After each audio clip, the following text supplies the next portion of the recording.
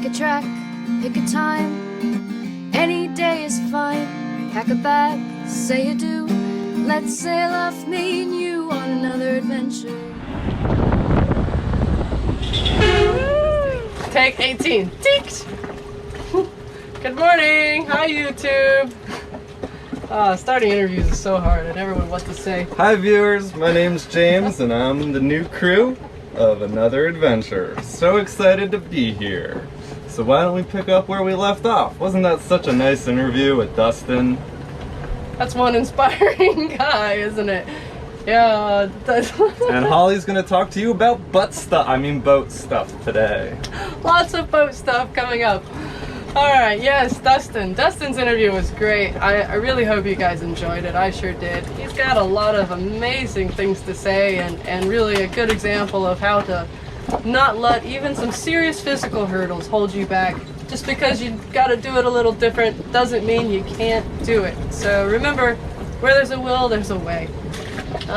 But a lot of us still think that sailing's expensive. It's a matter of perspective, in my opinion, at least, and I guess nothing's black and white. So I can tell you a little bit of my thoughts on the perspectives and expectations you might have, and maybe I can help you move them into a way that you think is more realistic. A lot of us want to start on the water, and we want to have this big, fancy, impressive boat, and that, you know, all of our friends tell us sailing is expensive, and that's how it's expensive, is boats with payments and shiny and all the brouhaha, and really not much of the functionality.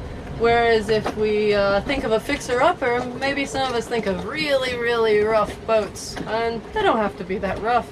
But a fixer-upper is your friend. Financially, it makes this more possible, and I mean, those boats kind of need us to put the time in to make them better, and they repay us with amazing experiences like some that I'm going to show you at the end of this video.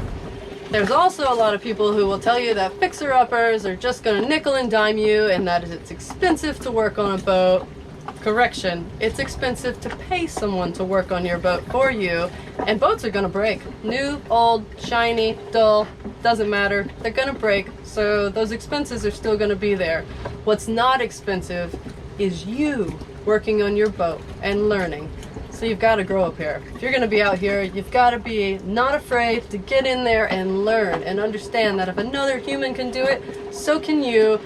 But you're probably going to do it better because it's yours and you care about it. Nobody else cares about your boat the way you do. Remember that and dig in. Learn something new. And to be out here in even the fanciest of boats, you usually have to minimize a little bit. So we have to wrap our heads around a simpler way of life and make this more feasible.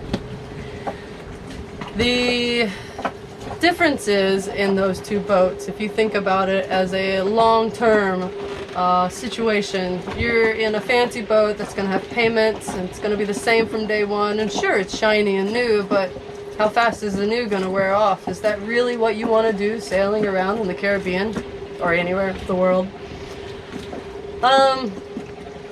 If you make investments in a fixer-upper, you have a sense of satisfaction in so many ways. Usually if you make an investment in a boat that needs things, you're often getting a easier way of life, or a comfort, if you will, such as living in a boat and taking cold showers is not that bad, but if you got a hot water heater, that's a very exciting week. That happens residually in a fixer-upper every week, or once a month, or conveniently really when you can afford to do it, which makes life much less stressful and rewarding, incredibly rewarding. I can really only tell from my personal experience, which did not come from having a deep pocket and going boat shopping and buying a big fancy boat.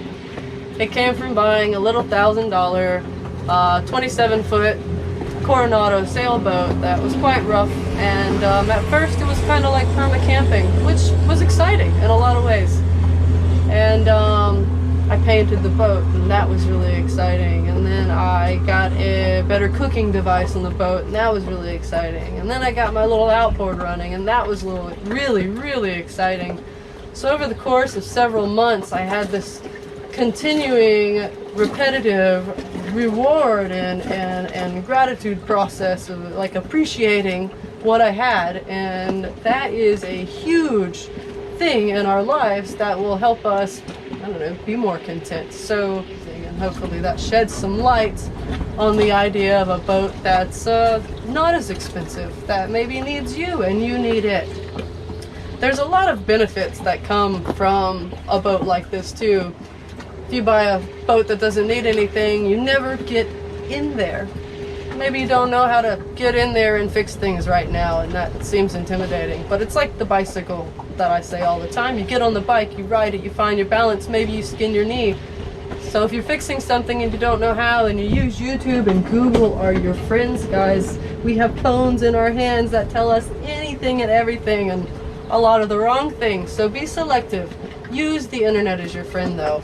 Back to the point, the biggest benefit to having a fixer-upper boat and getting in there, besides you will learn so much about self-sufficiency, is the fact that you and your boat become a team much stronger than any new boat, or anybody, no offense, if you just go out and you buy a boat and you're sailing it tomorrow.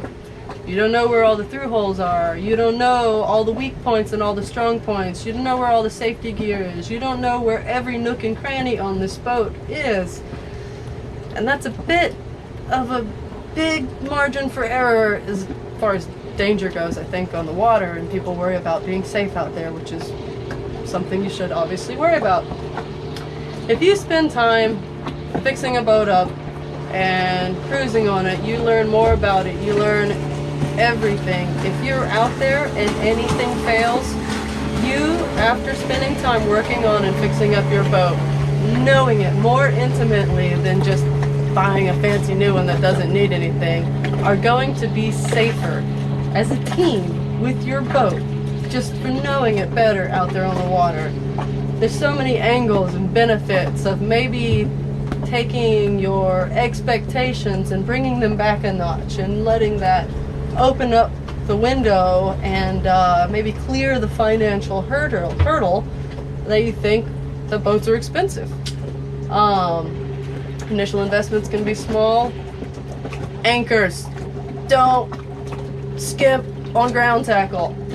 If you buy a cheap boat and you want to keep it affordable, the one thing you have to think about is everyone else too. Put a good anchor on your boat. Make sure it stays secure. Do not neglect it. But don't be afraid to get a boat that needs some love. It needs you and you need it. And when you take that leap and you start sailing and you start exploring on this boat that you've learned and grown together with and know so well and feel safe out there, you can get to amazing places and go see things like this.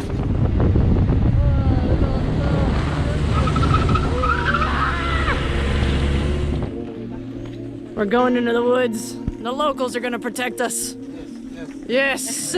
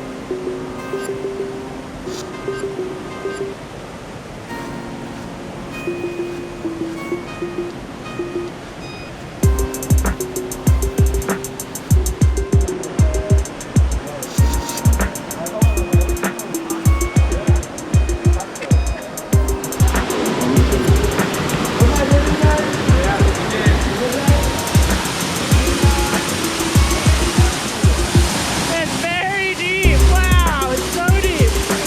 The hole. I'm gonna get sucked under.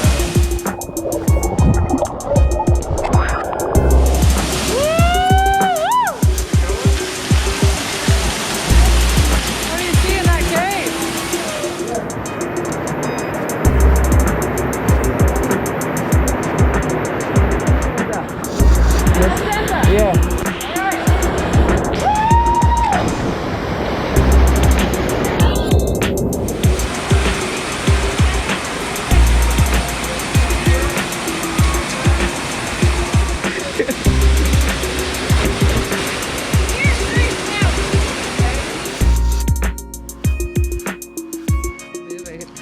I got hiking loot. I got guavas and some plums and some cacao.